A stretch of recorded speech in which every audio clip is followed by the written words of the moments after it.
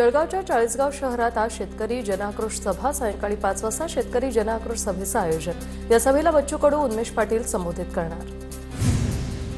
मुंबई पालिका अधिकारी मारहाण प्रकरणी अनिल परबांवर आरोप निश्चिती। अनिल परबांसह 10 जणांवर विशेष खासदार आणि आमदार न्यायालयाकडून आरोप निश्चित।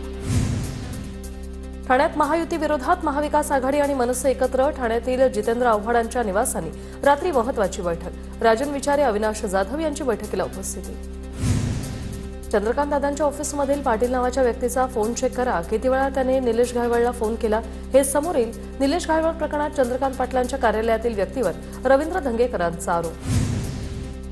शरद पवारांच्या राष्ट्रवादीचे आमदार बापू पठारेंना धक्काबुक्की। अजित पवारांच्या राष्ट्रवादीचे बंडू खानवेंसोबत लोहगाव भागात वाद। बंडू खानवेंसोबत वाद झाल्यानंतर आमदार पठारेंना धक्काबुक्की तर त्यांच्या गाडीच्या ड्रायव्हरला मारहाण।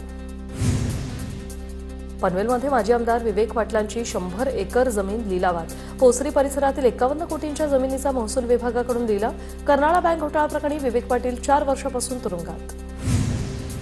पुणे महापालिकेच्या 12 प्रभागांमध्ये बदल। पालिकेची अंतिम प्रभाग रचना जाहीर। प्रभागांच्या नावांना हरकत घेण्यात आल्याने 8 प्रभागांच्या नावांमध्ये बदल। नागपूर पालिका निवडणुकीसाठी प्रभागांवर अंतिम शिक्कामोर्तब। 2017 प्रमाणेच प्रभाग कायम।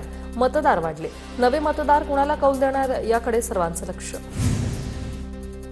मुंबईत ऑपरेशन डिजिस्क्रॅप अंतर्गत ई कचऱ्याच्या तस्करीवर कारवाई। 23 कोटींचा मुद्देमाल जप्त। डीआरआय मुंबई विभागाची कारवाई।